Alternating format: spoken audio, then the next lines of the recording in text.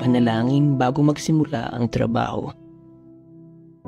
Sa ngalan ng Ama at ng Anak at ng Espiritu Santo.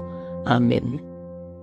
Ama naming banal at makapangyarihan sa lahat, maraming salamat po sa isang magandang buhay at malusog na katawan na inyong ibinigay sa amin.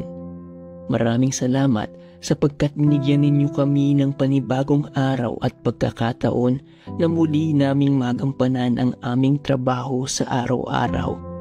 Dalangin po namin, Ama, na gabayan ninyo po kami at ang aming pinagtatrabahuhan sa araw na ito. Tulungan mo po kami na maisakatuparan namin ng maayos at matagumpay at puno ng pagmamahal ang aming responsibilidad sa araw-araw. Ama, kayo po ang manguna sa aming gawain sa araw na ito. Amin pong inaalay ang aming trabaho sa iyo, Ama. Gagawin po namin ang aming trabaho nang naaayon sa inyong kalooban. Tulungan mo po kami na magawa namin ang aming mga gawain ng kalugod-lugod sa inyo. Maraming salamat po sa patuloy na pag-iingat ninyo sa amin kasama ng aming pamilya at mga mahal sa buhay. Tunay kang dakila, Ama. Ikaw lamang ang aming Diyos at Hari na tagapagligtas magpakailanman.